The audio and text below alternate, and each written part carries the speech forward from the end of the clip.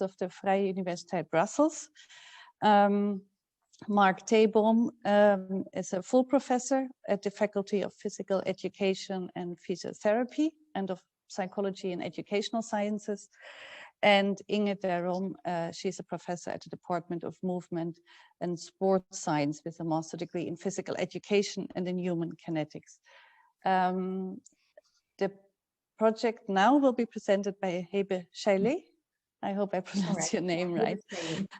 And Hebe is an assistant professor at the Department of Movement and Sports Science with a master degree in physical education.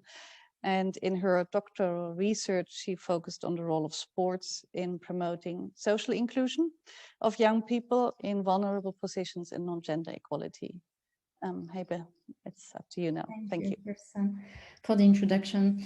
So I just want to, before I start with presenting the results from a first phase of this project, I would like to mention that this presentation is a collaborative piece of work with my colleagues Inge and Mark, but also, yes, I would not be able to present today without the input and the help of all the partners involved in the SPFF project.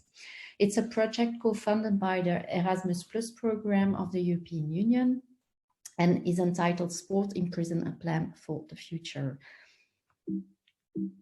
Oh, sorry. Yes. So it's a collaborative partnership, including 5 partners from 4 different European countries: Belgium, Italy, Bulgaria, Croatia, and the Netherlands. And the objective of the project is to develop a toolkit to allow prisoners to experience and prepare for new challenges after they have left prison. The toolkit should enable to connect prisoners to the outside world through sport programs, or programs where sport at least is one part of an activity program provided to the prisoners. The project consists of different phases, and the first phase will be the focus of the presentation of today. It's based on a literature review and an online survey. However, I will focus on only one part of the results of the online survey because of time. Yes, because of the time that I have to present today, so I will not be able to present everything. However, after this first phase, normally it was the intention to develop and implement innovative learning areas, but we have some delay now due to this COVID pandemic. So we are still looking how to deal with this. Then we have a third phase where we want to evaluate the learning areas from the second phase that we want to develop and implement within different prisons. And in the last phase, we will develop the toolkit based on all the knowledge that we gathered within the first phases of the project. So the focus of today is the online survey, and the objective of the online survey was to get a good view on practices in European member states that use sport activities to prepare prisoners for life after prison, and sport activities that might have a link with the outside world. So the target audience of our survey are those working in a prison environment, involved in a sports offer, or in projects working together with ex-prisoners in follow-up projects. These might include prison management, prison staff, activity providers, sport organizations, and so on. So it's a very diverse target audience that we try to reach through this online survey to get a good view on existing practices within the EU member states. We collected data between June and September of last year, and we used an online survey consisting of 3 parts. A first part focused on information related to the participants. A second part was focused on activity descriptions of these sport activities within prisons. And a third part focused on not individual activities, but a reflection on all activities within the prisons where our respondents are working. So it could also include reflections on cultural activities and not only on activities, on sport activities for prisoners. So in relation to the survey participants, we reached almost 200 individuals through this online survey. 64% is male. And as you can see here, we had 80 functions that were described. So we had a very broad diversity, diverse sample and very diverse functions or respondents within our sample. So the experience in the current function is a mean of 9 years, which is, but as you can see, the standard deviation is quite high. So there are also there's a broad diversity among the experience of the respondents within their current function. And but the majority of our respondents are employed in closed regimes and with mid to high security levels. So when we look at the country where the respondents are employed, you can see that 82% of our respondents are employed in one of the project partner countries, and that there is an overrepresentation of Dutch respondents within our sample. However, we also managed to reach respondents within other countries than the project partners countries.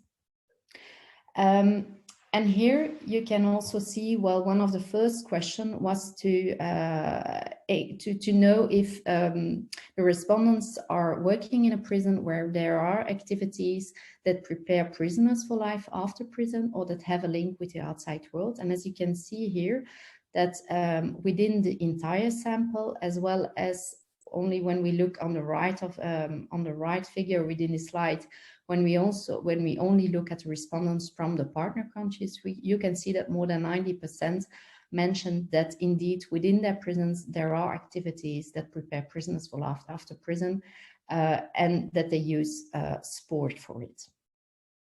So it means that we managed to reach our target group, and that the descriptions or activity descriptions will enable us to gain a better insight in this kind of activities where sport is used for preparing prisoners.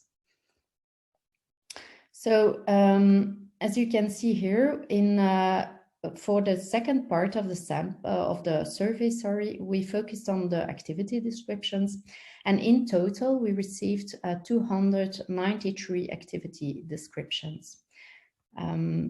With an input from 149 respondents. This is only the respondents from the SPFF partner countries.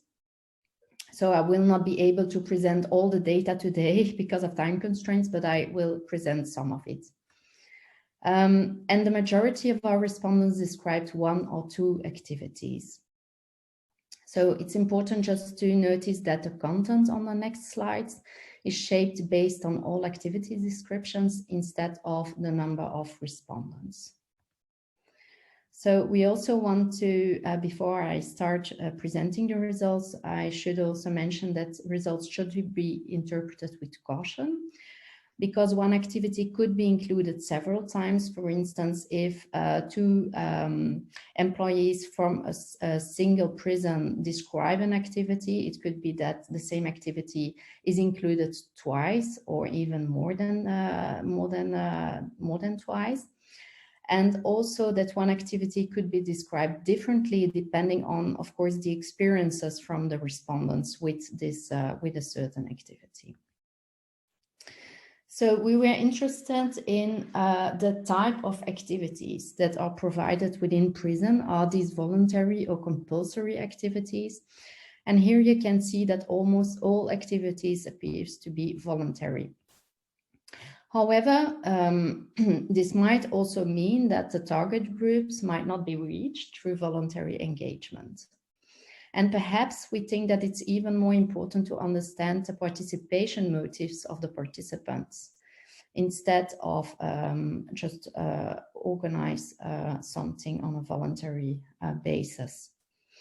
So, and you can see that it's just 2%, but somehow it's also surprising that some respondents don't know that what kind of activity is provided within their prison. So another aspect related to the activity is are activities open, closed, or targeted? What does that mean? Well, open activities are activities where everybody can participate. Closed activities are activities where prisoners can enroll in, but only after a registration. And targeted activities are only focused on specific target groups. So meaning that there are some inclusion criteria used for these activities. So as you can see here, 50% of all activities are open activities, and 47% of all activities are closed or targeted activities, which can be split up in 21% which are targeted and 26% which are closed activities, meaning that prisoners can only enroll within these programs after being registered. However, remind 26% of all these activities are closed, so prisoners have to register themselves, but are prisoners then able to participate after registration, which we were interested in, is there an existence of a waiting list or not? And apparently for 21% of all activities, there is a waiting list. This also means that the number of prisoners that might not be able to participate is huge. And we did a prognosis based on the current data that we have. And as you can see here, we calculated that approximately 1,782 prisoners are waiting to join an activity program using sport, which means that the demand for such activities is huge, is very high among prisoners, but that the actual offer is insufficient. And we want to mention also that this number might be an underestimation of the reality, as most activity programs, which you can see here in the figure, don't have a waiting list. So we might not even know if they are interested to be involved or not. Okay, so for 21% of the activities are targeted activities, so meaning that they are just focusing on specific target groups. And here you can see that a variety of target groups are reached within or through sport within the prison system. And we also saw in our sample that there exists a combination of different target groups. We also noticed that most target groups are not fitting into the predefined categories of our online survey. As you can see here on the left picture in the slide, you can see that 64% mentioned that they are reaching other kind of groups than the predefined categories. So we were also interested in, okay, what kind of people are you then reaching do you want to reach with your program? And it seems that, well, I have some examples here. Some of the respondents mentioned that they focus on residents of the drug-free section or individuals behaving well. These are just a few examples. It's important to mention this. But some of the responses that we got back from the respondents also raised questions about invisible power relations, meaning that unequal access might be an issue here. So then we were also very interested in, okay, you use sport to organize, engage the disengaged, and what are the objectives then related to this activity? And here you can see that a number of activities that with non-sport related objectives is very high, and also that there is a variety in objectives within this kind of sport programs. And that many activities also seem to have different objectives. So they were able to tick several boxes or several response categories for this question. And as you can see, some of them ticked one or two or even more boxes for one single activity, which also means that it's uncertain how these kind of outcomes are defined by those working with the prisoners. And it is still not clear how they intend to reach such objectives. Well, because I think that, yes, how do they define health promotion and personal and social development? What is, how do they operationalize it and when working with the prisoners is still unclear for us. And as you can see also, there are a number of respondents that tick the box of other objectives, and they mentioned examples such as relaxation, emotional discharge, and so on. So I do think that one important aspect in relating to improving current activity programs is the evaluation of current activities that use sports as a tool. And here you can see that 61% of all sport activities within prison are evaluated. But still, this also means that 29% is not evaluated. And well, for 10%, surprisingly, this is unknown. So some of the respondents were unaware if the programs are evaluated or not. So who is then evaluating these activities when they are evaluated? You can see here that the majority is evaluated by prison staff and management, and that for only 34% prisoners appear to be involved in the evaluation, which is of course merely a fraction of all activity descriptions that we received through this online survey. And we wondered why not including the end users, because we want to reach, engage them and focus and reach certain objectives. So why are we not more interested in how they experience their participation and how it helps them to reach these goals? We also see here that 40% is evaluated by external organizations, which I think is a good way forward. And examples of external organizations include the Rode Antraciet, the Flemish Table Tennis League, and so on. And also we see here, again, some of the respondents mentioned other, other possibilities next to these predefined categories, including, for instance, therapists and sports officials. So next to the number of programs evaluated and understanding who is part in the evaluation process, we are interested to understand how, to what extent do they recognize the added value of sport activities for prisoners.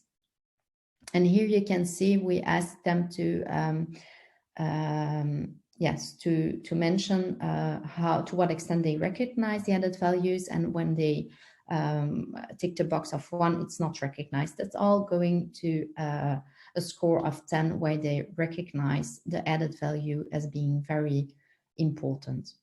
So you see that there is a difference, perceived added value, depending on the target group.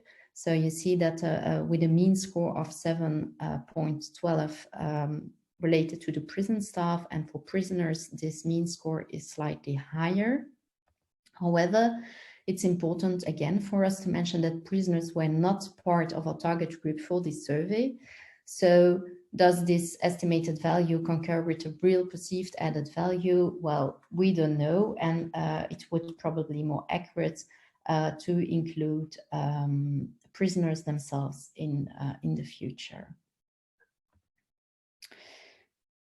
And again, only a fraction of the activities involve prisoners when evaluating activities. So it's not, it's unsure if this really concurs with reality.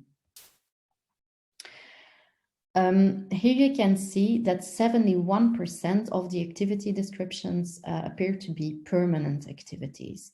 And this is very a big advantage according to us, because it means that it creates a context that allows structural improvement and is also, and facilitates also monitoring and evaluation.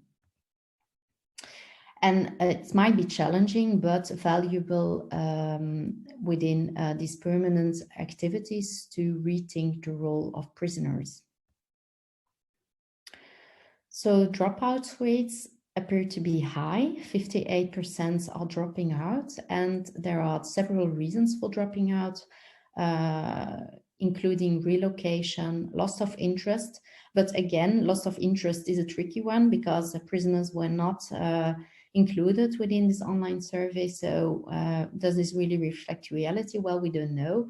And how do our respondents know this? Because we know that only a fraction of all the activities are evaluated by the end users. So it's a tricky one here.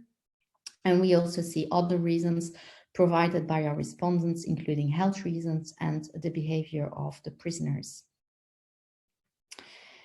In relation to external financial support from organizations for this activity, for an activity, we see that 21% receive external funding. And this external funding comes from, well, from government sponsors, European Social Fund, for example. Here, this was an open question to understand why, from where this external funding comes from, was an open question. And as you can see, the response rate is very low. We questioned why this is. Is this simply because it's an open question, or is it because the source is unknown? So that's still something that we don't know. So. And I think that this one is also an important one. 67% of the activities that receive external funding are depending on their external funding, which means that it's in the totality of all the activities, it's only a minority. So again, this is favorable for the implementation of structural changes, as well as monitoring and evaluation of activity programs within prison. When you want to prepare prisoners for life after prisons, or at least organize something with a link outside of prisons, I think it's important to work with external partners to organize an activity.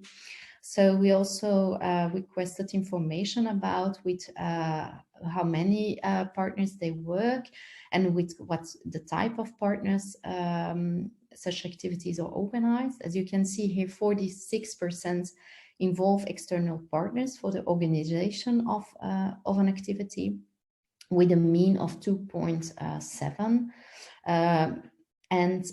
Well, the main or most popular organizations to collaborate with are sport organizations and social organizations. And again, you see that other examples don't fit the predefined answer categories. So we got another range of responses back, and I just included here some examples on the slide. We also requested information about the roles of the partners, and it seems that the most important roles that these partners play within the activities are coaching and teaching, as well as helping to connect prisoners to the outside world and to create the social benefits such as education. Of course, it's well, there is the activity organized within prison, but then it's the aim to connect them with the outside world, and also important to follow them up when they got released. from prison. So we wondered if these activities have some kind of follow-up activities outside the prison walls connected to the activities where prisoners enrolled in within during their incarceration. And as you can see here, it's only 20% of all the activities that were described have a follow-up activity outside the prison walls, which is, well, not as many as we expected, perhaps. So we got some responses back on the description of these follow-up activities, and some of the examples are provided here and relate to supporting ex-prisoners to start a new job or organizing some kind of award ceremony. We were also interested into, well, are these participants then selected for follow-up activities? And it appears that for the majority, or at least for 52%, ex-prisoners are selected for these follow-up activities. And it seems that intrinsic motivation is very important here. And even less of the follow-up activities. Remind, we had like 62% of all activities within prison that were evaluated or that are evaluated. But here you can see that this number of follow-up activities that are evaluated is even less than the activities within prison. And again, which is in line with evaluations within prison, is that the organizers are mainly evaluating the follow-up activities. The objectives of the follow-up activities are also in line with the objectives or the main objectives for the activities within prison related to personal and social development and followed by social integration. And then for the last part of the survey, I just picked out one of the results, and we asked them about the perceived impact of the COVID-19 measures on the organization of activities.